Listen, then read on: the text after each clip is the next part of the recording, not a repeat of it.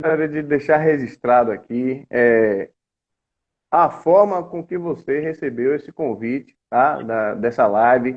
Eu devo dizer para você que eu estou, é, como eu lido com os alunos ao final do curso, né?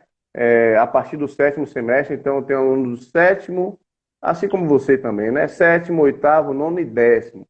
Então, a gente pega aí, eu pego os alunos já no final do curso e eu consigo perceber, Gerson, a apreensão desses estudantes e ao momento em que vão exercer a sua atividade profissional, quer seja advocacia, quer seja aí quem for atuar no serviço público, prestando concursos, delegado, promotor, juiz, enfim, eu percebo uma angústia muito grande desses alunos.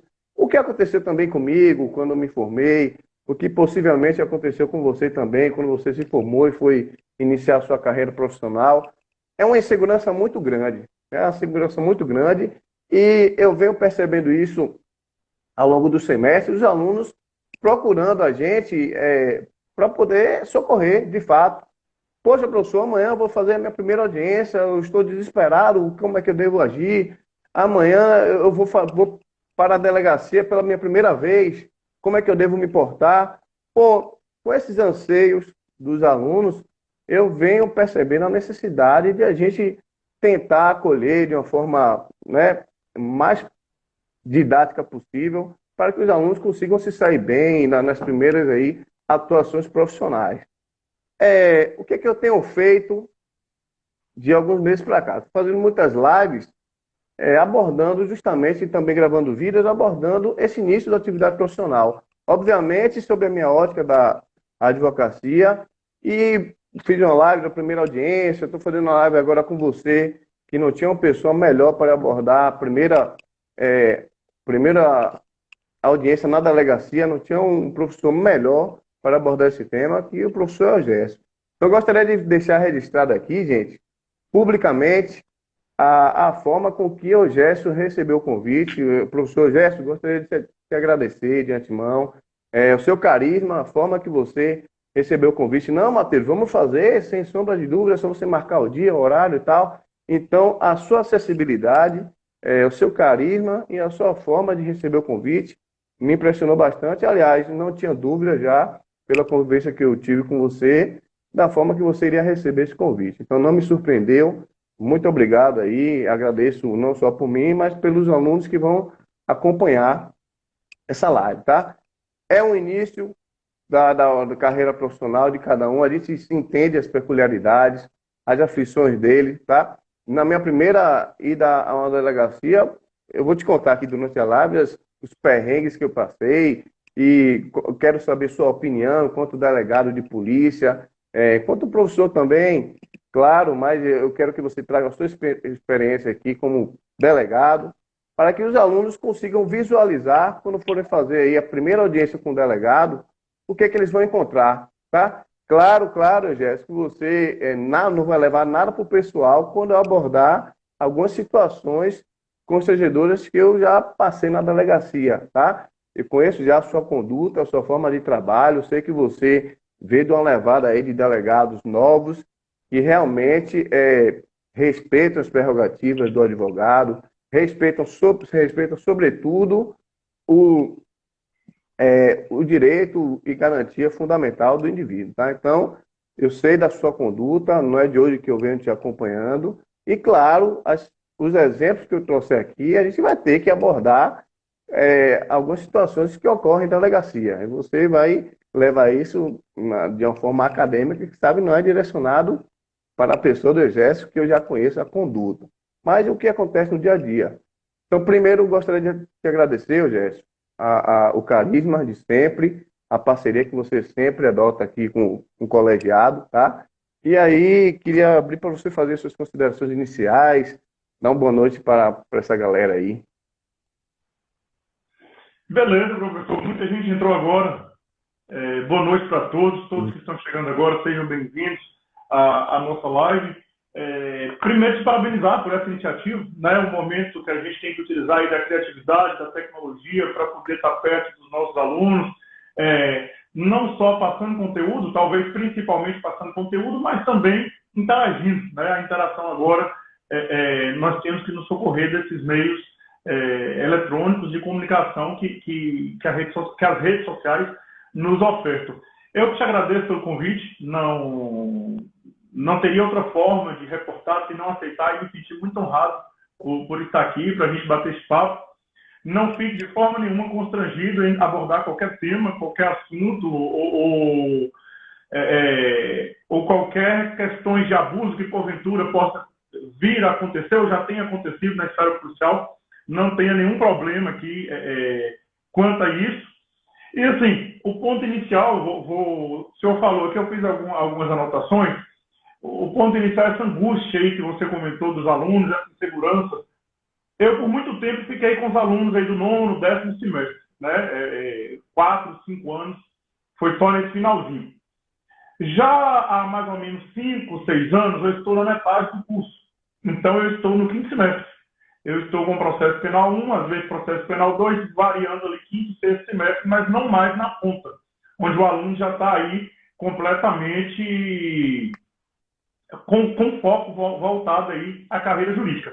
Agora, eu penso da seguinte maneira, e por coincidência, eu estava comentando isso com o estagiário, que inclusive é nosso aluno na UniFG. A angústia, essa sensação de angústia, essa sensação que não vai dar certo, essa sensação que eu não vou conseguir, eu acho que isso é o primeiro ponto positivo. O ponto positivo para lhe dizer, você está no caminho certo, é a angústia.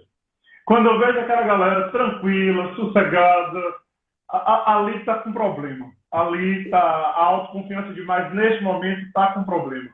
Eu lembro de uma professora, grande advogada que eu estagiei, já nesse finalzinho, e aí eu conversando com ela, esse desespero, essa angústia, eu vou ser o quê? Eu vou ser o quê? Porque você não sabe o que você vai ter da vida, né? Você não sabe sequer que é advogado você vai passar na ordem. E aí eu falando dessa angústia, e ela me falava, né? Falou, parabéns, você está no caminho certo. Significa que vai dar certo. Então, assim, vamos trabalhar, sim, esses anseios, principalmente aqui no foco na polícia judiciária, na atividade entre advogado e delegado. Mas antes de eu te devolver a palavra, vamos estabelecer uma premissa aqui, que eu acho que ela é importantíssima para esse debate. E que, infelizmente pelo fato de existir, infelizmente pelo fato de existir muito pouco, pelo menos na minha vivência, nós temos que nos enxergar primeiramente como colegas, né? Cada um na sua atuação, exercendo a carreira jurídica, seja o juiz, seja o defensor público, seja o delegado, seja o advogado, todos exercendo as suas funções constitucionais, diga-se de passagem. Infelizmente, em alguns casos, o profissional ele acha que ele está ali numa batalha pessoal, numa guerra pessoal, e que aquele é o último caso da vida, né? Que vai ter vencedor e vai ter vencedor. Tem gente que acha que quando eu peço uma prisão preventiva que o juiz defere, eu sou vencedor, e quando o juiz indefere, o advogado é vencedor. Aqui quem vai vencer ou não é o direito, a gente só vai, cada um na sua área, arguir o seu ponto de vista técnico-jurídico, fundamentado, obviamente, mas o direito é que sempre vai vencer aqui. Então, assim, antes de entrarmos nas definições profissionais, somos todos carreiras jurídicas, todos colegas e merecemos aí e precisamos dessa mútua cooperação. Beleza, professor Gerson. Não esperava outra resposta sua. Realmente já foi já o que eu previa. E vamos começar então. Vamos começar. Gerson, eu formei. Vamos lá. Eu formei no contexto aqui na Bahia, em que a gente teve o último concurso para delegado de polícia em 1997. Me permita lhe interromper. Me permita uma falta de educação para interromper. Me permita uma falta de educação para interromper. Você está em Salvador ou em Guanambi? Eu estou agora? Sim. Agora estou em Guanambi, mas eu sou de Salvador. Deixa eu te falar. Quando nós anunciamos a live, tem um grande amigo meu, não sei se ele está... Fabiano. É para você estar com a galera do Integral agora, porque a gente sempre brinca, né? Quando ele não ia sair com a gente, ele está com a galera do Integral. Aí, perdão, tá te interrompendo, mas agora eu tô... Ele é padrinho de minha filha, da mais velha. Eu sei, ele é seu compadre, conversei com ele antes da live também. Estudou comigo lá no Integral jogamos bola juntos, uma figuraça. Fabiano é um cara muito querido mesmo. E foi bom saber que eles têm essa amizade em comum. Atuante hoje, advogado militante, Fabiano, inclusive atua com um amigo meu, Antônio Carlos também. Enfim, são ótimas pessoas. Foi bom saber que a gente tinha essa amizade em comum. Mas, enfim, lhe devolvo a palavra. Perdão pela interrupção. Não, à vontade. Eu estava dizendo o seguinte: quando eu formei, último concurso, que formei em 2008, o último concurso da Polícia Civil aqui na Bahia foi em 97. Portanto, o próximo concurso foi em 2013. Foram quase 20 anos sem concurso público para delegado de polícia aqui da Bahia, tá? Delegado de polícia da Polícia Civil do Estado da Bahia. Por que eu estou falando isso? Eu vi no contexto que tinha muitos delegados antigos.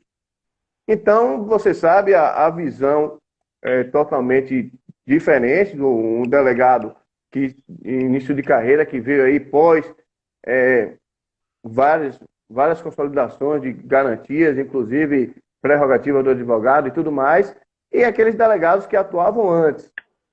Então, Gerson, no início da advocacia, quando eu ia atuando propriamente dito na delegacia, frente a esses delegados mais antigos, alguns perrengues me ocorreram, que trago, por exemplo, a primeira situação em 2008. Eu, menos de um ano de formado ainda, e me deparei com a seguinte situação. Audiência na delegacia de polícia, tá? Um cliente precisava ser ouvido na delegacia. Fui até o delegado antes de apresentar o cliente. Conversei com o delegado. Olha, doutor, vou apresentar meu cliente aqui à delegacia. Posso trazê-lo com segurança? Você me garante que não tem nenhum mandado de prisão, que eu não fiz nenhuma representação por prisão preventiva? O delegado, doutor, pode trazer. Fique tranquilo. Não representei pela prisão do seu cliente. Pode trazê-lo e tranquilo, pode confiar, tudo mais. Beleza. Ligo para o meu cliente, olha, vou te apresentar na delegacia hoje, tal hora, né? Vamos supor 14 horas. Beleza, pego o cliente, vou apresentar a delegacia, para que ele seja ouvido e o inquérito prosseguir. Professor Gerson, durante esse interrogatório, o delegado estava representando pela preventiva. E aí ele fez a representação enquanto a gente estava começando ali o interrogatório e tudo mais. O que é que aconteceu? Por minha sorte, o estagiário lá da Vara Crime me conhecia, tá? Era uma pessoa que tinha estudado comigo na faculdade e tudo mais, e entrou em contato comigo. Ele já sabia que esse cliente estava comigo e me avisou: Matheus, esse cliente, o delegado representou agora pela preventiva do seu cliente. Bom, o que acontece? Eu sabendo daquela informação, doutor, acabou, eu tive aqui, meu cliente não tem mais nada a declarar, não vai dar para continuar e tal, eu vou sair com o cliente. Ah, doutor, por quê? A gente está começando aqui interrogatório, né? Doutor, o senhor me garantiu que não ia representar pela preventiva hoje e o senhor está fazendo isso concomitante ao interrogatório. E aí, data vênia, isso não se faz.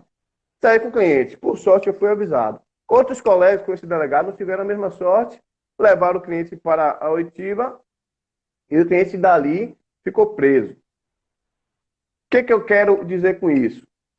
Dá para ter, Gerson, dá para ter uma relação de confiança advogado e delegado, na medida do possível. O que você acha na experiência de advogado, de delegado de polícia?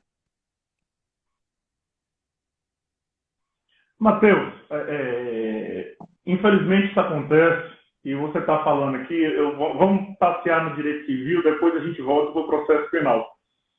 Aqui a gente tem que chamar os deveres anexos do contrato lá do direito civil e, independentemente de qualquer situação, independentemente da finalidade do instrumento, do objeto, a gente vai ter que falar aqui na boa-fé, na ética, na honestidade, na mútua relação. Travou aí? Tá me ouvindo? Tá beleza. Tô. Ótimo. Tá me ouvindo? Tô, pode prosseguir, tá ótimo. Tá fluindo normal. Aqui tem uma travada, mas tá beleza, né? Então, assim, isso é uma questão de... Isso é uma questão de ética. O que acontece? E isso, por coincidência, eu tive duas situações essa semana, não situação minha específica, porque eu estou até de férias, mas situação de orientação. Porque é o seguinte, graças a Deus eu nunca tive esse problema. Obviamente, quando você representa por uma prisão, a finalidade da prisão, seja para assegurar o processo, seja para assegurar a investigação, para eu ter a eficácia dessa medida cautelar, eu vou precisar garantir o sigilo. Eu vou precisar ter o sigilo. Claro. Eu não vou ligar para o advogado e falar, doutor, estou com mandado de prisão do seu cliente, traz ele aqui amanhã. Não vou fazer isso, porque a medida está sob sigilo. Só que, veja, uma outra coisa é você intimar a pessoa para vir na delegacia, porque se eu estou com a ordem de prisão, eu posso ir lá prender a pessoa. Uma outra coisa é chamar a pessoa para vir à delegacia e já na maldade do advogado vir trazer e aqui eu fazer, me perdoa, me entenda, por favor, o advogado de bobo, né, traz aqui e aqui eu já prendo. Ou pior ainda, quando o advogado entra em contato e pergunta como é que está a situação. E aí você fala, não, pode vir tranquilo. Isso antes da gente entrar no ordenamento jurídico, nas normas expressas, eu acho que aí já vai para uma questão principiológica, que já é uma quebra de confiança, já é uma quebra de ética. Então, por exemplo, o advogado ligou essa semana. Doutor, eu vou apresentar os clientes tal. Tem prisão em aberto? Em algumas situações é difícil você chegar e falar sim ou não. Mas você não vai dizer, traga que não tem. Eu posso conversar contigo, doutor, o processo está em sigilo, o inquérito está em sigilo, as medidas cautelares estão em andamento, estão em sigilo. Fica a seu critério trazer ou não. Ou então, como eu gosto de fazer, até este instante que nós estamos conversando, não tem. Não tem. Porque aí o advogado chegar para apresentar, tendo ajustado isso antes. Porque, veja, essa apresentação ela pode ser, inclusive, a quebra de um dos requisitos do artigo 311, para preventiva. O sujeito ele pode se demonstrar à disposição da investigação. Então, antes da gente entrar na questão de regras, eu acho que essa quebra de boa conduta, quando está pré-ajustado, veja que eu estou falando quando dá a confirmação. Nada impede do advogado chegar com o cliente na delegacia e, por infortúnio, ter o mandado de prisão e ter que cumprir. Aí não tem jeito. O que eu estou falando aqui, que eu acho uma quebra de dever ético, é ajustar, falar, pode vir ficar tranquilo, até esse momento não tem, quando na verdade já está na reserva mental de fazer com que o advogado traga o cliente para poder efetuar a prisão. Então, isso, na minha opinião, essa conduta, não vejo ilegalidade, mas vejo uma violação ética do profissional que atua nesse sentido. É isso, vejo uma violação ética nessa direção. Por coincidência, aconteceu 2 casos essa semana que demandaram situações desse tipo. Mas outro ponto que o senhor estava abordando a questão do senhor não é porque é velho, nem formalidade não, viu? Às vezes é muito mais por costume. Mas eu sei que você é você, e a gente está de boa. A visão arbitrária da investigação, né, a gente pode explorar isso, talvez esse seja um outro ponto, mas você fez a comparação aí desse período na Bahia que ficou sem delegados. Obviamente que não é uma regra de falar, é delegado com mais tempo de serviço, é arbitrário. Não há essa regra. Né? Mas, claro, infelizmente, isso até eu estava discutindo ontem com o professor Alci, tem ainda um ranço muito grande de que de que sem a arbitrariedade não tem eficácia. Tem pessoas, infelizmente, tem colegas, inclusive tem colegas novos, assim como tem colegas antigos na iminência de aposentar com atuação altamente garantista, como também colegas novos com atuação de violação de direitos. Mas existe, infelizmente, um ranço ainda de que, para ser eficaz, tem que ser arbitrário. Para ser eficaz, tem que ser uma visão instrumentalista, a todo custo. E eu acho que foi esse nosso bate-papo de ontem, que é completamente possível fazer aí esse jogo de proporcionalidade, combinar a garantia de direitos, mas também a finalidade da investigação, que é colher os elementos de autoria e de materialidade delitiva. Ótimo, professor, ótimo. Realmente não é uma regra, claro. Realmente inclusive muitos delegados mais antigos, até pela questão da experiência, né, que já acompanha a carreira, muitos têm condutas, inclusive plausíveis, e que a gente, enquanto advogado, admira e espera de um delegado de polícia. Mas claro que a grande maioria dos delegados mais novos, eles são formados pela academia com uma mentalidade diferente, né? Com respeito às prerrogativas, respeito aos direitos humanos e tudo mais. Isso a gente não pode fugir dessa realidade. Mas outro ponto que eu queria abordar, com a mudança no Estatuto da Advocacia, tá? Com a possibilidade de o advogado aí acompanhando, inclusive, um interrogatório, uma investigação, enfim, poder formular quesitos e também, eventualmente, aí, a gente viu que foi vetado, né, a possibilidade de o advogado requerer diligências. Eu também concordo com isso, porque muitos advogados poderiam atrapalhar investigações, né? Infelizmente, muitos colegas tendem aí a atrapalhar as investigações, quando, na verdade, tem que zelar pela uma investigação célere e rápida e que vai ser melhor, inclusive, para o Estado Democrático de Direito e para o julgamento mais justo, né? Mas, infelizmente, muitos advogados tentam procrastinar, atrapalhar investigações e tudo mais. Mas, tendo em vista aquele advogado de boa conduta, aquele advogado que segue à risca aí o Estado Democrático, o CPP e tudo mais, como você vê, enquanto delegado, essa possibilidade de advogado, inclusive durante o interrogatório, também formular quesitos, porque eu já vi na prática, por exemplo, o advogado querer que o delegado questionasse daquele investigado que no determinado ambiente era um crime de uma situação de tráfico de drogas e tinha aquela droga ali, não estava evidenciado que pertencia àquele depoente. E aí o delegado tinha mais de uma pessoa no ambiente e o delegado fez conduzir todo o interrogatório no sentido que só ele estava no ambiente e a droga também ali estava. E o colega, eu acompanhei nesse dia, mas o colega tentou fazer com que o delegado perguntasse se tinha mais alguém naquele ambiente, e o delegado, conduzindo a investigação e o interrogatório, não, doutor, aqui o senhor não pode formular perguntas, porque eu que sou o delegado, eu que presido essa audiência, e realmente eu tenho a discricionariedade de fazer ou não essa pergunta.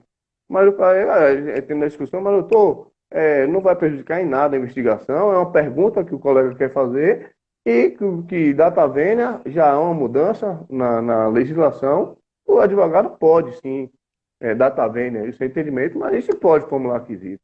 E aí ficou aquele impasse. Você, na qualidade de delegado, Gerson, como você vê essa mudança aí no Estatuto da Advocacia, possibilitando o advogado, inclusive, formular quesitos e tudo mais, durante, inclusive, a investigação e o interrogatório do delegado? Ô, Matheus, me permita responder essa pergunta. Fazendo uma contextualização, até para a gente abrir aqui o debate, né? Eu não quero ser prolixo, vou tentar não ser prolixo, mas deixa eu fazer uma contextualização. Pode ficar à vontade. Professor, pode ficar à vontade. Só para a gente fazer uma construção aqui. Porque quando o Estatuto da OAB foi alterado em 2016, o que eu vi até mesmo delegado desesperado, que inquérito não ia servir para mais nada, que não ia... Foi tanto que eu tenho até uns artigos nesse sentido, publiquei um artigo na Revista Brasileira de Ciências Criminais, cujo Ah, me título manda depois. Me manda depois que eu quero ver. manda sim, que a gente trabalha o caráter democrático do inquérito policial. O que acontece? Se eu pego para analisar essa história do ponto de vista constitucional, vamos esquecer aqui o Estatuto do AB, vamos esquecer as alterações legislativas, vamos esquecer, inclusive, entendimento jurisprudencial, como o Supremo fixou lá na súmula vinculante 14. Se eu pego a Constituição, eu vou ter que toda pessoa, no processo, seja judicial, seja administrativo, ele vai ter que ter o direito de defesa. A gente vai ter que medir aí como que esse direito de defesa vai se ajustar, mas a própria Constituição diz, no processo judicial ou administrativo, tem-se o direito de defesa. Não quero entrar na discussão se o inquérito é um procedimento administrativo, se é um processo administrativo, porque tem discussão aí para todo gosto, mas o que importa a gente saber é que vai ter uma sequência de atos públicos, uma sequência de atos administrativos, que podem, inclusive, cercear direitos fundamentais do sujeito. Essa sequência de atos visa uma finalidade, então eu tenho aqui preciso cumprir todos os elementos do ato administrativo, e, por via de regra, eu acho que o primeiro raciocínio que eu preciso entender é o seguinte: a Constituição, a partir de 88, está me dizendo que todo mundo vai ter que ter a defesa no processo, seja ele judicial ou administrativo. O inquérito está no âmbito administrativo, mas é um processo ou um procedimento. Essa é a primeira observação para a gente contextualizar. A segunda observação eu vou retroagir. Veja que esse instrumento que eu estou dizendo, processo ou procedimento, não vou entrar na definição, o professor Tucci, ele até fala que é processo. Esse procedimento ou processo que é o inquérito, ele está disciplinado no Código de Processo Penal de 1941. Então, o registro, tanto interno como internacional, que vem influenciar o Código, é de um momento completamente arbitrário. É um processo penal completamente inquisitivo, completamente arbitrário. Resquício da ditadura. Isso. Aqui, neste caso de advento do Código de 41, não é nem resquício, né, se me permita. É a ditadura Vargas, né? Era Vargas. Isso, eu estou na ditadura Vargas e vi um código com forte influência do Código Italiano, também de um período de restrição de direitos. E para aquele momento serviu muito bem. Para aquele momento se adequou muito bem. O que acontece, professor? Eu tenho uma redemocratização, mas depois, em 64, vem um novo golpe. E aí eu tenho aí praticamente de 64 até 85 um período de exceção constitucional, de exceção democrática. E esse instrumento foi muito bem, cabia na caixinha. Se me permite, cabia na caixinha esse instrumento. A partir de 88, quando eu pego o conjunto da obra, é a mesma coisa de você estar numa família e ter um filho rebelde. Né? Aquele filho ele não está cabendo na caixinha. E aí, é um negócio que eu não entendi, eu falava, não sei se eu posso usar palavrão aqui, mas eu falava que... Pode, quase 10 horas pode falar. Mas vem cá. Ou de duas, uma. Isso aí eu entrei na polícia, meu concurso é de 2011, anterior à lei que altera o Estatuto do AB. Eu falava ou de duas, uma.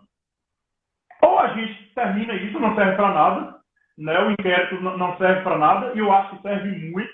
Inclusive,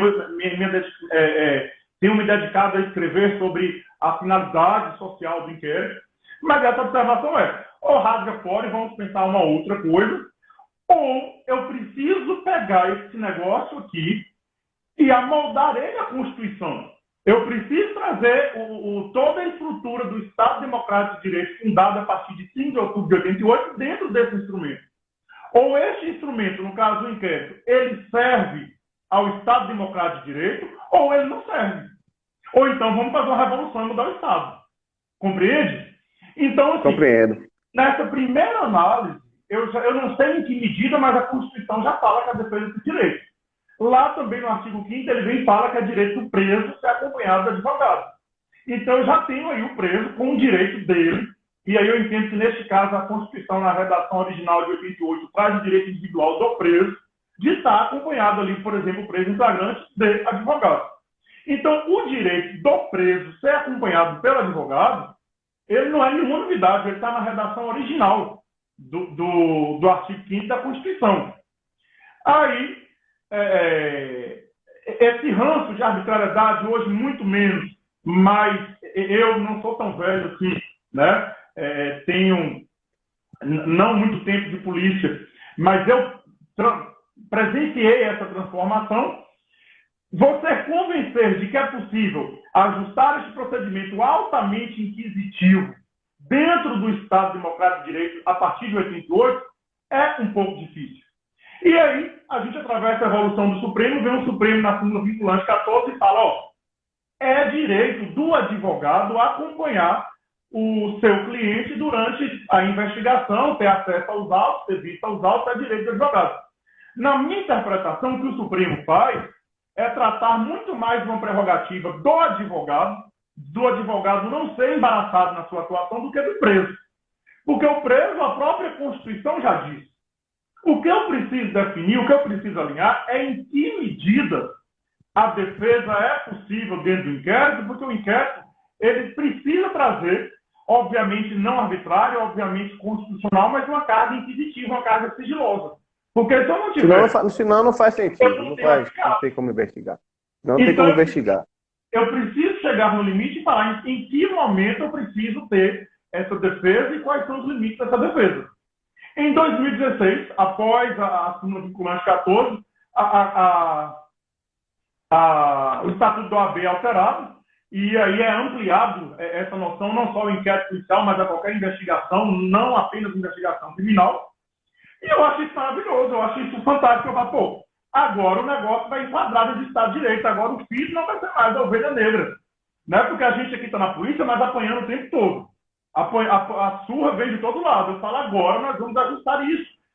Quanto mais democrático for o meu procedimento investigatório, quanto mais o meu procedimento investigatório se adequar ao sistema de direitos fundamentais previsto na Constituição e nos documentos internacionais, mais eficácia eu vou ter, mais garantia de punição eu vou ter e mais eficácia vai ter também o titular da ação penal na fase processual. O que a gente precisa discutir agora é o limite da defesa. Porque, veja, e a lei trabalha isso muito bem, o Supremo também trabalha isso muito bem na súmula 14. O limite da defesa. Já se fala hoje em contraditório e ampla defesa no inquérito, tem doutrinador discutindo que o inquérito não é mais inquisitivo, é contraditório. Veja, lá no processo eu tenho um contraditório e ampla defesa pleno. Beleza. No inquérito eu não posso ter. Eu tenho que ter em alguma medida. E a lei me traz essa medida. Desde que não vá atrapalhar a eficácia da investigação, a diligência não esteja em andamento, já está documentado, perfeito. Quanto ao advogado participar do ato, é direito expresso dele. Inclusive, na minha oitiva, eu termino o interrogatório, passo a palavra para o advogado. Você deixa ele formular a pergunta ou deixa o advogado formular? Só que aí, como eu estou no regime que não é de parte, é presidido, como que eu organizo isso dentro do sistema legal? Eu faço as perguntas, após as perguntas eu dou a palavra ao advogado, para que o advogado faça as perguntas dele. Obviamente, é disso que eu estou falando. É disso que eu estou falando, exatamente. A doutrina também é tranquila. Então, o delegado pode negar a pergunta, mas ele tem que negar fundamentadamente. Precisa fundamentar. Essa pergunta, eu não vou fazer e fundamente, porque se não for fundamentado, juridicamente é arbitrário, porque o advogado tem que ter o controle depois judicial. O advogado tem o controle para falar houve abuso ou não houve abuso. E eu vou saber se houve abuso ou não houve abuso se tiver fundamentado. E só para terminar, que eu sei que eu falo demais, agora a lei de abuso de autoridade vem trazer como um crime, né? Não só como uma situação de desvio funcional que o Estatuto já vinha, com os meios crime agora. De controle, agora tem uma situação de crime. Na minha visão, quanto mais democrático o inquérito, mais eficiência eu vou ter. Quer ver uma coisa? Aqui, só um exemplo para eu finalizar essa fala. Por mais que você garanta todos os direitos do investigado, às vezes o investigado não tem um advogado ali no momento. O ato acontece sem o advogado. Esse ato tem discussão sobre a validade dele, mas eu entendo ser válido. Infelizmente, é claro que isso não é regra, mas infelizmente, às vezes, com toda a garantia de direitos na delegacia, o investigado confessa o fato. Quando ele chega na fase judicial, que ali ele está acompanhado de advogado, isso não é regra, isso é exceção, mas existe, o advogado orienta ele falar que foi torturado, ele falar que foi obrigado a confessar na delegacia. Por isso que é até melhor ter o advogado desde a fase investigativa. Então, se o cara vai confessar, o cara não tem advogado, arruma advogado. Vamos dar um advogado, vamos ver assistência, porque, veja, o advogado... Para depois não arguir que foi... Ele é indispensável não só para garantir a defesa, mas para garantir também o caráter democrático de que aquele ato aconteceu. Então, o advogado ele se torna indispensável dentro dos limites legais. Eu preciso falar que isso não é ilimitado, porque senão vai atrapalhar a eficácia, mas dentro dos limites legais, indispensável. Inclusive, Gerson, o delegado que tem essa visão, permitindo o caráter aí democrático do inquérito e tudo mais, faz com que também possa até, em dado momento, auxiliar na investigação. Claro, o advogado, na maioria das vezes, no afã ali de defender o seu cliente, ele vai tentar aí dificultar a investigação. Mas eu já vi casos concretos de o próprio advogado auxiliar na investigação, trazendo, doutor, peraí, o senhor está seguindo uma linha de raciocínio, uma linha de investigação, mas vamos lá, talvez se o senhor investigar também determinada pessoa, o senhor vai perceber que realmente a autoria, embora tenha materialidade do fato, mas a autoria não está comprovada e, de repente, essa linha de investigação pode ser útil também para a sua investigação e, de fato, eu já vi o delegado, com o quesito do advogado, ele acabar mudando a linha de investigação e chegar na autoria do fato que ele pensava que não era, entendeu? Então, a possibilidade do delegado, o delegado de polícia que tem essa visão, que você tem, que muitos delegados que eu conheço, são amigos meus, têm também, de possibilitar a atuação do profissional da advocacia, inclusive formulando quesitos e tudo mais, muitas vezes auxilia a própria investigação, ou para o delegado chegar em uma autoria diferente da que ele estava investigando, ou para o delegado ter certeza. Tá vendo, doutor? Viu que realmente foi ele que foi realmente o autor do delito e tudo mais. Então, louvável aí, Eugênio, essa sua razão de atuar nesse quesito, tá? Que realmente, enquanto advogado, trago aí a voz da advocacia, a gente aprecia muito o delegado que atua com esse pensamento. O pensamento da democratização, de possibilitar realmente todas as garantias ali asseguradas não só ao cliente, aquele investigado, mas também ao profissional que ali está atuando, tá? Venho fazer uma provocação, no bom sentido, claro, tá? Eugênio, fique à vontade. Aquele delegado que infelizmente, não é raro, aquele delegado que torna aquele cliente incomunicável. Qual a sua opinião sobre isso? Já te trago um exemplo que ocorreu comigo, lá em Salvador. A mãe do cidadão me liga, fala, doutor Matheus, meu filho vai ser ouvido agora na delegacia e preciso de um acompanhamento de um advogado, tal. Pronto, peguei a procuração, fui realmente para acompanhar essa oitiva. Chegando lá, Jéssica, pasmem, o delegado, já tem uns 5 anos já, 5 ou 6 anos. O delegado não deixou ter acesso ao cliente. Tá? Enquanto ele estava conversando lá com o cliente, já estava interrogando o cliente, os policiais conversando comigo, não, doutor, ele não foi ouvido ainda, só vai ser ouvido mais tarde, porque o delegado não chegou e tal. Enfim, deixou o cliente incomunicável, em que pese Constituição Federal, Estatuto da Advocacia e outras também matérias específicas legais proibirem. Isso acontece, infelizmente, ainda com certa frequência.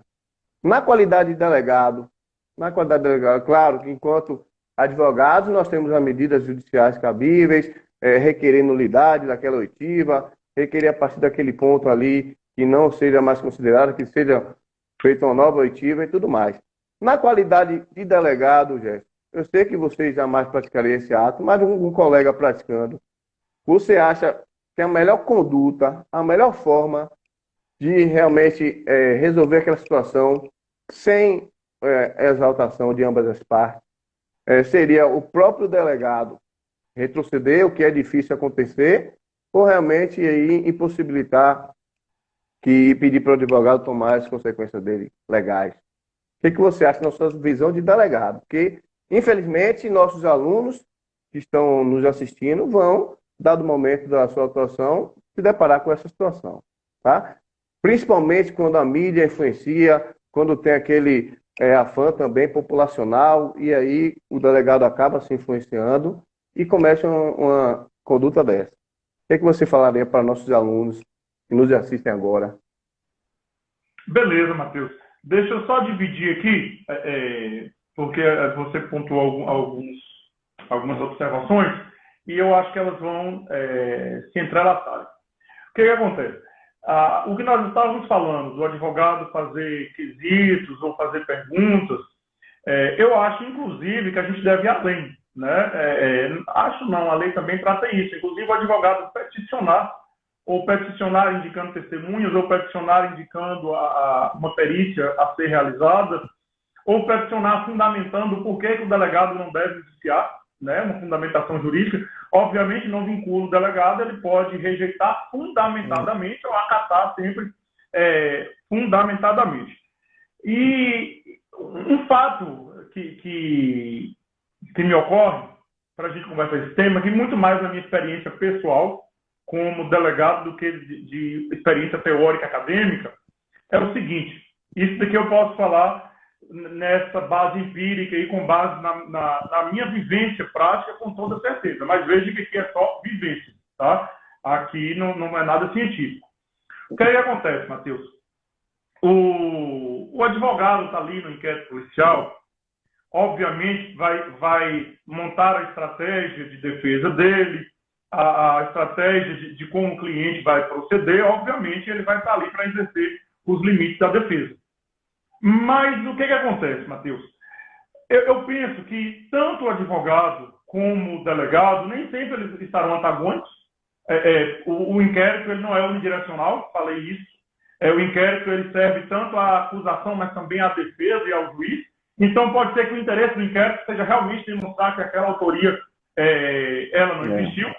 Então nem sempre eles estarão em pontos antagônicos, mas tanto o delegado como o advogado eles devem se prender a debater o direito. O que está se debatendo ali, no procedimento investigatório, é o direito. Onde eu quero chegar? O advogado, independentemente da estratégia de defesa que ele tem, quando ele limita a debater o direito, porque às vezes você sabe que o cara cometeu o crime, não tem como, a materialidade está demonstrada ali. Então, o que o advogado vai fazer? Na minha opinião, aí é só a minha visão, vou repetir minha vivência prática, o trabalho do advogado não é o preto e o branco. Ele diz, ou você é condenado ou você vai ser absolvido. Existem várias escalas de cinza nessa nossa paleta, onde o advogado ele vai trabalhar, talvez, mesmo diante da materialidade da autoria, para trazer uma situação melhor do que a que poderia ser.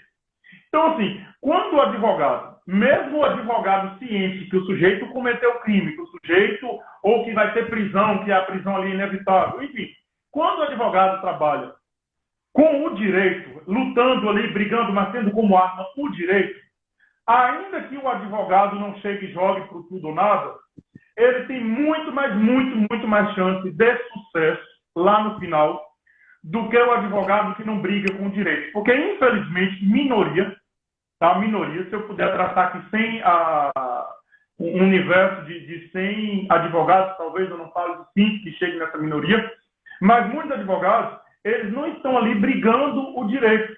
Eles começam a inventar histórias para atacar não o direito, atacar o procedimento. Começa a trazer questões absurdas e eu faço a minha vivência prática, isso só traz prejuízo. Quanto mais bagunça o advogado faz, quanto mais jeitinho o advogado tenta inventar, só traz prejuízo para o cliente. Então, assim como eu disse no início, dos deveres Atrapalha anexos... sua própria defesa. Atrapalha sua própria defesa. E, assim como eu disse no início, dos deveres anexos do contrato, da boa-fé que o delegado deve ter naquela questão da apresentação do preso, o advogado também tem que estar munido disso tudo, porque, infelizmente, tem situações onde o advogado chega para tumultuar. Tem advogado, Matheus, que, infelizmente, nós falamos aqui do delegado que traz esse ranço arbitrário. Minoria. Mas tem advogado também, minoria, que tem a ideia de que quanto mais tumulto ele causar, mais fama de bom advogado ele vai ter. E minha cabeça é muito pequena para compreender isso, sabe? Minha cabeça não entra isso. E aí eu já passo para o segundo ponto da sua pergunta, que é a incomunicabilidade do preso, deixar ele incomunicável. Primeiro, inconstitucional. Tá? Inconstitucional, abuso de autoridade, nem no estado de exceção eu vou poder ter incomunicabilidade da pessoa, quanto mais no estado de normalidade constitucional. Aí chove relaxamento de prisão, habeas corpus e tudo mais. Isso. Mas veja que eu preciso entender o caso concreto. Por exemplo, eu jamais não posso, independentemente da minha convicção pessoal, não posso ouvir um preso que tem advogado ou investigado sem advogado, se o advogado acompanhar. Isso não existe. Isso é impossível. Mas o que acontece, Matheus? Dentro dessa mesma linha que eu estou falando, existem advogados que estão ali trabalhando com o direito e existe uma minoria, repito, de advogados que vai chegar para poder tumultuar. O que acontece? É direito do advogado participar de todos os atos, é direito do advogado, inclusive, fazer perguntas, é direito do advogado se entrevistar pessoalmente com o investigado, no caso se ele estiver preso antes do interrogatório. Então, o advogado... Professor, deixa eu te interromper só um minuto. Sim, diga. Nossa live começou pontualmente às 9. E são agora 9h59. O senhor tem disponibilidade de a gente reativar a live, inclusive para responder perguntas dos alunos que mandaram várias enquanto a gente falava? Pronto, então eu vou fazer o seguinte, para o Instagram não derrubar a gente, aí eu vou fechar e aí a gente vai abrir você finalizando essa resposta da incomunicabilidade, tá? Beleza, e aí a gente abre para as perguntas dos nossos alunos e aí colegas também, advogados, que eu já vi que tem vários presentes, e aí a gente faz isso, tá certo, Jé? Perfeito. Então eu vou finalizar agora para salvar a live e vou abrir de novo. Gente, vocês retornem aquelas perguntas, eu vi que Sinara fez pergunta, várias pessoas fizeram perguntas, retome as perguntas, por favor, que eu vou ter que finalizar a live, para eu ou eu, Gerson, aqui, respondermos, tá certo? Só um minuto, viu, Gerson? Você chama novamente. Perfeito.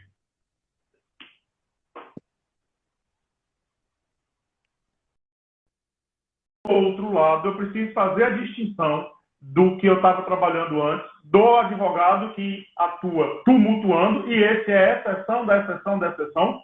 Aí, só para registrar aqui, assim como nós trabalhamos com os delegados que também, de forma excepcional, abusam, de certa forma, ou com arbitrariedade, também existem os advogados que, de forma excepcional, preferem atuar tumultuando do que atuar com direito. Por exemplo, imagina que eu estou na situação com 5 presos, com 10 presos, cada um com um advogado diferente. Eu não posso deixar todo mundo entrar junto e sentar com... Eu preciso organizar.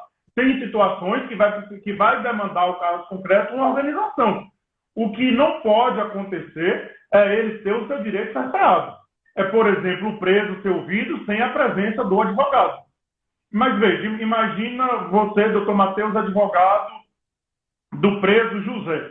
O preso José chega preso ali em flagrante com mais 5 presos.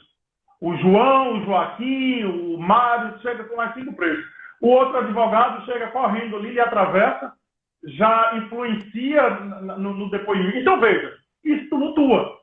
Obviamente, tem situações que é necessário uma organização para que o direito seja exercido. Mas negar o direito é abuso de autoridade. Situação completamente inconstitucional. Respondendo sua indagação, se o delegado age dessa maneira, eu acho que o que eu sempre digo é o seguinte: O delegado e o advogado são colegas, ambos são carreiras jurídicas, não estão atuando no primeiro nem no último inquérito. O inquérito vai terminar. A função de advogado, a função de delegado não vai terminar. Então, se num caso concreto você está com o delegado e você acha que o delegado agiu incorretamente, que o delegado está tornando incomunicável, nada impede para doutor, data vênia neste caso, e ele vê, não, realmente eu estou errado, realmente eu me incidi. Ou então, ao contrário, ele explicar ao advogado de que segura aí 5 minutos que eu preciso organizar aqui. Então, assim, primeiramente, o bom senso, né? Primeiramente, obviamente, o bom senso. E, Matheus, só para eu finalizar aqui, antes de passar para as perguntas, no intervalo da live, eu peguei esse material aqui e só para poder te mostrar que talvez quando você me convidou para conversar sobre o tema, talvez foi apenas uma coincidência ou uma providência. Mas esse é um assunto que me interessa muito e que eu defendo já há muito tempo de que quanto mais democrático, dentro dos limites, eu preciso botar isso aqui bem claro, dentro dos limites, quanto mais democrático o inquérito policial, mais eficaz o inquérito policial. Em 2016, quando o Estatuto do AB foi alterado, foi aquele rebuliço todo de muitos delegados falando, acabou o inquérito, aqui é a edição 126 da RBC Crime, não sei se dá para ver aí, da Revista Brasileira de Ciências Criminais, 2016, o ano da alteração do Estatuto do AB. Foi da sua autoria também? Não, aqui... Tem artigo seu? Tem artigo seu? Aqui, o que eu trabalho é essa parte. Veja, a alteração no Estatuto do AB e uma análise democrática do inquérito policial. Inclusive, se Ô, Jéssico, faz um favor para mim, ô Jéssico, que é um tema que me interessa muito, e você vê como são as coisas, que coincidência. Eu ter te convidado justamente para essa live e você já ter escrito sobre isso. Então, coincidência muito grande. É um tema que me atrai bastante. Inclusive, eu quero que você me manda um print para mim, que eu vou publicar nas minhas redes sociais, recomendando a leitura também. E você vê como são as coisas. Coincidência, não sabia que você tinha escrito sobre isso. E veio a calhar, realmente. E agora? Que bom. Eu quero ler e quero recomendar também para meus alunos. E, inclusive, vários temas importantes desse debate tá lá, apenas assim, minha singela contribuição para o tema. Mas aqui em 2020, deixa eu só mostrar a capa aqui para os alunos, aqui já esse ano, aqui já é a RT, a Revista dos Tribunais. Já esse ano, eu venho falar das forças policiais sobre justiça de transição, que é outro tema que me interessa muito. Ou seja, da importância de nós largarmos as forças policiais, os requisitos arbitrários da força de ditadura. Ótimo. Já passou do tempo de nós transitarmos para o momento democrático e eu preciso de uma investigação eficaz, eu preciso demonstrar a autoria e materialidade do crime, o promotor precisa da denúncia dele ou do arquivamento, se for o caso, o juiz precisa condenar o solver, mas tudo dentro da caixinha.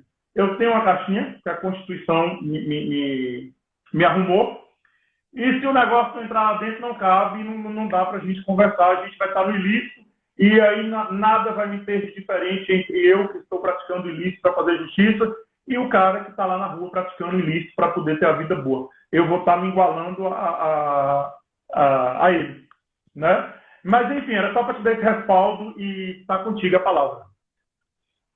Beleza, Jéssico, beleza, gostei de saber disso. Eu gosto muito quando isso parte de um delegado de polícia, tá? Querer democratizar, querer realmente permitir com que a lei seja cumprida a rigor, e isso me cativa muito nos delegados, que vale frisar, vários advogados que eu tenho contato, ou delegados que eu tenho contato, são assim, vários novos, inclusive, antigos também, mas os mais novos, que são meus amigos e tudo mais, tem essa mesma conduta. Então, realmente, isso me atrai muito e eu quero ler e vou disponibilizar. Agora, vamos abrir para as perguntas aqui. E vamos lá. Vai vir polêmica aqui. E aí, eu vou trazer a visão do advogado e você, obviamente, traz a sua visão aí enquanto delegado, certo? Travou aqui. Eu já vi. Travou. Travou aí, não foi? Melhorou aí? E aqui travou, eu ouvi só até a parte que ia ter polêmica. Pronto, então eu tenho umas perguntas aqui, e aí eu vou trazer a visão enquanto advogado e você traz a sua visão enquanto delegado, certo? Perfeito, perfeito. Pronto, tem as perguntas aqui da OAB que eu vou deixar por último. O aluno que perguntou sobre a primeira e a segunda fase da OAB. Eu vou deixar por último, tá? Aqui já vem uma pergunta aqui de Anselmo. Caso o advogado comece a tumultuar, o delegado pode pedir para ele se retirar da sala? Bom, vou trazer a minha opinião, e já que a nossa live é a opinião do delegado, é a opinião do advogado, trago a minha opinião, você traz a sua. Certo? Perfeito, perfeito. Bom, Anselmo, se o advogado, vale frisar que, como o professor Gerson bem ressaltou, deve haver um respeito mútuo, tá? Respeito do advogado para com o delegado, respeito do advogado para com ali o seu cliente, respeito também recíproco do delegado para com o advogado. Enfim, caso aí haja um excesso de alguma das partes, caso aí, como você trouxe na sua pergunta, o advogado começa a tumultuar, o delegado, ao meu ver, na minha visão enquanto advogado, o delegado não pode fazer com que ele se retire, a não ser que haja uma fundada razão de que aquele advogado possa causar, inclusive, um risco àquela atividade ali policial, tá? Então, se o advogado, o Estatuto da Advocacia possibilita que o advogado possa adentrar na repartição, permanecer, ficar em pé, ficar sentado, enfim, ter livre acesso, desde que, obviamente, não atrapalhe aquele trabalho policial. Mas se o advogado estiver, o tumulto que você se refere for aquele tumulto de causar um risco àquela atividade ali policial, eu acho que o advogado pode sim ser retirado. Mas se esse tumulto que você fala não for um tumulto que cause risco, for um tumulto, por exemplo, um tumulto processual, um tumulto de procedimento, de uma defesa da tese do advogado, que ele acabe aí se exaltando e queira ultrapassar aquela atividade policial. Se for um tumulto saudável, se é que se possa desistir, um tumulto que não cause, aquele tumulto, Jéssica, que não cause efetivamente um risco, inclusive aqueles policiais que estão ali, aqueles profissionais. Então, se o advogado, porque a linha também é muito tênue, né? Do advogado que acha que está exercendo seu trabalho para aquele que esteja tumultuando. Às vezes a linha é tênue. Então, o limite ali do tumulto para até o exercício da advocacia, eu defendo a minha conduta, por exemplo, enquanto advogado, é ser uma conduta cautelosa, tá? Nunca se excedendo, que até eu acho que a nossa briga é técnica, nossa briga não é pessoal, o tom de voz você pode usar até no plenário, diga-se de passagem, que ali é o momento ali que o advogado tem o seu grau de atuação, que ele pode aí mensurar tom de voz e tudo mais, mas naquele momento de delegacia, você não está em plenário, você está numa atuação ali, na verdade, você está garantindo ali os direitos do seu cliente. Então, tumultuar não é certo. Se o advogado assim fez, eventualmente, o delegado pode pedir para que ele se retire, inclusive forçar que ele se retire, ou até dar voz de prisão, a depender do caso. Tá? Se o advogado, no exercício da sua função, a gente sabe que para que ele seja preso só crime inafiançável e com representante da OAB. Bom, mas a partir desse pressuposto, se o advogado tumultuar, no sentido de causar algum risco para aquele policial ou para qualquer um daquele ambiente, o delegado vai poder retirar. Mas se não for esse risco, se não tiver evidente esse risco, eu acho que o advogado ele deve ter a liberdade da sua atuação profissional, até porque aquele ambiente também é um ambiente de trabalho do advogado, tá? Embora o delegado ali presida. Certo, gente? Então, a minha opinião é que se ele tumultuar a ponto de causar risco àquela atividade policial, o delegado pode fazer com que ele se retire, tá? Mas se não for houver risco nenhum, eu acho que o advogado pode e deve atuar, sem receio nenhum. Com a palavra, professor Eugésio Coutrinho. Nós. Salário fala igual meus clientes. Concordo, tá? Penso mais ou menos nessa linha. Eu só preciso repetir o que eu já falei. 99% dos casos, eu até ouso a dizer 99,5% dos casos, a conduta com o advogado é completamente saudável. O doutor, vamos marcar, ou vamos remarcar, ou deixa eu falar, ou deixa eu ouvir. Às vezes, no calor da discussão, as coisas esquentam, mas ali dentro do normal não tem nenhum, não vou chamar isso de tumulto, né? O que eu vou chamar de tumulto é o que vai embaraçar mesmo o ato. O ato não dá mais para continuar da forma como aquele profissional está agindo. O que acontece? Infelizmente, pouquíssimas vezes eu tive que pedir para se retirar. Inclusive, já precisei utilizar da força para se retirar, porque estava realmente causando situação de atrapalhar não só o ato, mas como o funcionamento dos trabalhos. Mas eu penso o seguinte, veja, se eu estiver no interrogatório e o advogado, por exemplo, começa a ter uma crise, né? Eu preciso tirar o advogado, obviamente eu preciso também suspender o interrogatório, porque se eu continuar o interrogatório sem o advogado, o ato vai ser nulo. Então, infelizmente, por isso que eu falo, às vezes quando o advogado tumultua, até prejudica a defesa lá na frente, porque se eu precisei interromper o interrogatório que eu estou presidindo, porque houve um tumulto, eu vou retirar, obviamente, eu como presidente do ato, eu vou retirar, mas no interrogatório do investigado, eu não posso continuar o ato, porque ele seria nulo, eu vou ter que suspender o ato, assim eu entendo. Uma outra coisa que o senhor colocou, o livre acesso. Aqui eu preciso compatibilizar, obviamente estou trabalhando o tempo todo aqui com direitos fundamentais, inclusive direito fundamental do advogado, mas nenhum direito absoluto eu preciso compatibilizar com outros direitos. Obviamente, isso não é opinião minha, isso é lei, e isso faz parte das prerrogativas para que o advogado exerça a sua atividade sem embaraço.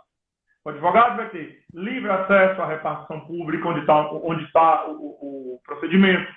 Se o procedimento não tiver ato em andamento, ou não tiver ato que a publicidade possa atrapalhar a eficácia, o advogado vai ter acesso, vai poder tirar cópia, vai poder fotografar, vai poder acompanhar tudo isso. Mas do outro lado, por exemplo, quando eu estou na delegacia, eu estou com diversos outros procedimentos sigilosos ali em tramitação, que outros que não dizem respeito àquele advogado do cliente em espécie. Eu posso estar, por exemplo, fazendo uma diligência em uma sala, uma diligência sigilosa em uma sala. Enfim, a delegacia está acontecendo ali, não só naquele inquérito daquele advogado. Eu precisei tomar uma medida um pouco, para mim, não confortável, até recentemente, porque dentro desse 0,5% de advogados, aproveita essa prerrogativa e acha que ela é ilimitada e quer entrar a qualquer momento em todos. Eu peço, gente, não é questão nem de prerrogativa, é de urbanidade, é de delicadeza. É de se anunciar para poder entrar, de se anunciar para poder fazer o ato, porque pode ter outro ato ali em andamento. Pode ter por exemplo, eu estou ouvindo uma outra pessoa de um outro inquérito e o procedimento dele é sigiloso.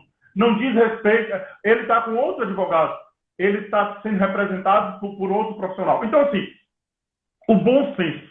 Eu acho que o bom senso ele não faz mal para ninguém, nem para o advogado, nem para o delegado. Tá? E o que talvez esse 0,5% não entende é que não há diferença, ambos estão ali em igualdade de posições, cada um na sua atuação jurídica, utilizando o direito para poder trabalhar. E bom senso. Antes de partir para as prerrogativas, para a questão de legalidade, bom senso. Bom senso. É bom senso que sempre deve prevalecer. Uma vez, eu em delegacia, eu fui ouvir na verdade, eu fui conversar com um cliente e tinha mais ou menos uma semana lá, 5 dias, enfim, e eu precisava conversar com ele e ele estava, de fato, estava em um dia que muitos policiais estavam em diligências e o efetivo estava pouco, tá? O efetivo estava pouco e eles tinham poucos policiais. E aí eu precisava conversar com o cliente e o delegado falou, doutor, é o seguinte, eu concordo com o que você diz, nenhum direito é absoluto, E aí ele falou, doutor, é o seguinte, eu posso até trazer o seu cliente aqui para você conversar, mas todos nós estaremos em risco, tá? Eu estou com as pessoas custodiadas aí que realmente requer já pedi reforço, inclusive, só que não chegou ainda e tudo mais. E aí todos nós estaremos em risco, o senhor, a mim e todos os meus homens aqui. Claro que eu tive bom senso. Não, doutor, tudo bem. O seu efetivo está complicado, venham aqui amanhã conversar com ele, não é nada emergencial, não é nada grave, tudo bem. Então, o bom senso deve prevalecer. Embora eu tenha prerrogativa, enquanto advogado, conversar com. Estava no horário, inclusive, que não era final de expediente, era no meio da tarde, mais ou menos. Então, eu tinha toda a prerrogativa para poder ter acesso ao cliente. Mas o bom senso tem que prevalecer. Isso que você falou foi brilhante e eu tive que realmente é, acatar. Por quê? Porque poderia exercer o meu direito? Poderia. Mas estaria em risco eu, o delegado e todos os demais que eu vi que realmente não tinha efetivo. Então, você tem razão, você fala que o bom senso deve prevalecer. Eu, Ô, Jéssica, Matheus, ninguém mandou. só uma Diga. observação aqui, que eu acho importantíssima. Fazendo um comparativo da nossa realidade, eu estou em Minas Gerais, você está na Bahia, aqui nós vamos ter uma diferença sensível.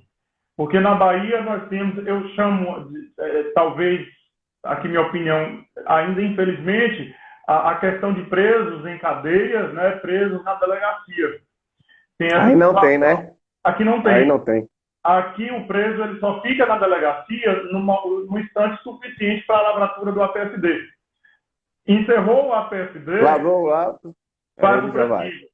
O presídio tem Hum. um diretor, né, agora policial penal, com alteração legislativa, e aí o advogado vai ter essa prerrogativa lá de acesso, de conversar, e já com um outro profissional. Aí, no caso, com um agente prisional, com um policial penal que vai atuar. Aqui, essa questão nossa de dar o espaço para comunicação é só mesmo ou durante o flagrante ou quando o sujeito está preso cautelarmente, por exemplo, a prisão preventiva, eu preciso que o sistema prisional traga ele para ele ser ouvido, e ali nós vamos articular para o advogado ouvir, mas o advogado também pode ter essa reunião, esse encontro com ele no presídio. Aqui em Minas nós não temos cadeia. Ah, beleza, Zé. Beleza. Bom, as perguntas aqui, as pessoas que enviaram perguntas não repetiram, tá? Então não consegui gravar na primeira live, não sei quais foram as perguntas, posso ver depois. Teve um É bom aluno que a que gente marca perguntou, outra. bom que a gente marca, teve um aluno aqui que perguntou OAB, o que pode esperar da OAB, primeira fase, segunda fase? Na minha opinião, gente, na minha opinião, é ficar atento sempre com essas mudanças legislativas que tivemos, tá? Então, muita coisa, processo penal, muita coisa. A gente teve aí o pacote anticrime, que certeza cair na OAB, tá? A gente tem aí essa questão do julgamento, a possibilidade de prisão na segunda instância ou não. A gente tem a questão também de a possibilidade aí no pacote anticrime e com a nova lei, inclusive, que a possibilidade de. Olha que contrassenso, né, Gerson? O Supremo havia entendido que a prisão em segunda instância já estava sacramentado, que não deveria ocorrer. Aí vem a legislação e consolida isso.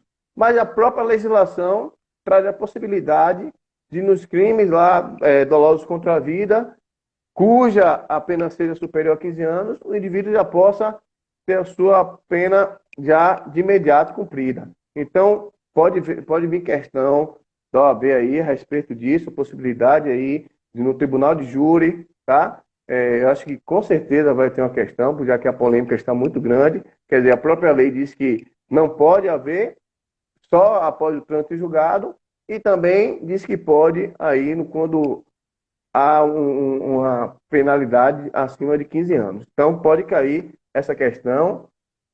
Enquanto o Gesto responde também a opinião dele, eu leio as próximas perguntas. E você acha o quê, Gesto? O que, que você acha que pode cair aí, primeira fase, segunda fase da OAB?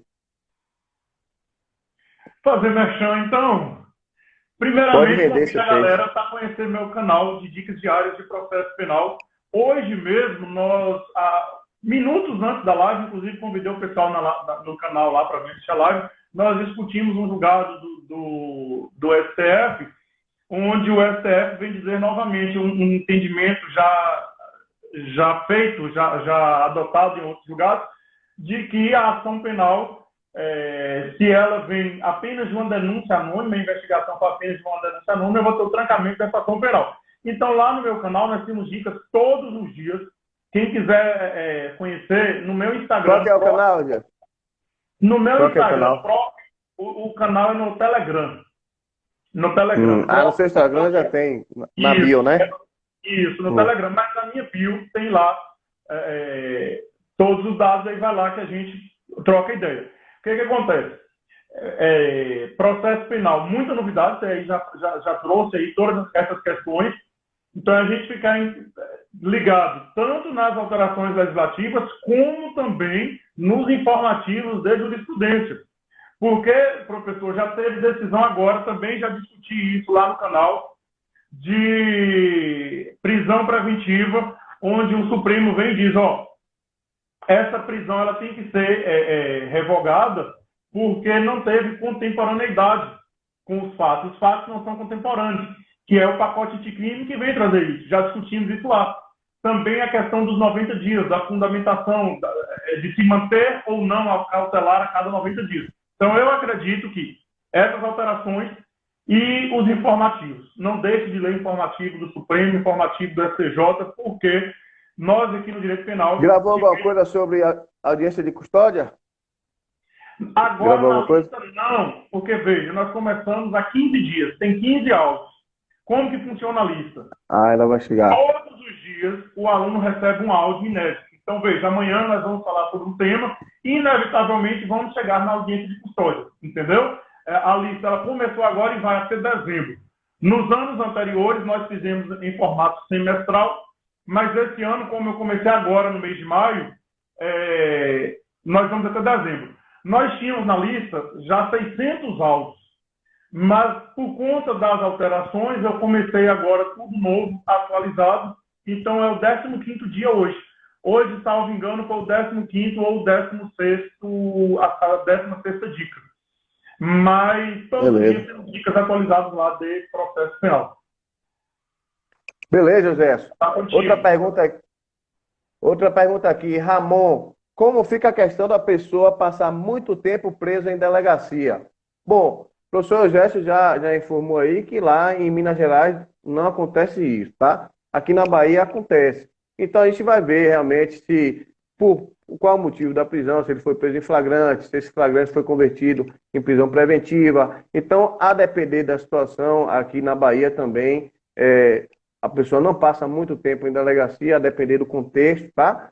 Geralmente, no caso lá de Salvador, por exemplo, passa pouco tempo em delegacia, depois ele é encaminhado ao presídio de Salvador, tá? Que os presos que ainda não têm pena ficam lá, prisões cautelares, etc. Então, Ramon, como fica a questão da pessoa presa muito tempo em delegacia, a gente vai analisar caso a caso, né? A gente vai ver o contexto daquela prisão, se é uma prisão cautelar, se não é, e aí, eventualmente, a gente pedir o relaxamento da prisão, ou habeas corpus, ou pedir a liberdade provisória, depender do caso. Então, preso muito tempo em delegacia, depender do interior, aqui na Bahia, pode acontecer por questão de estrutura, tá certo?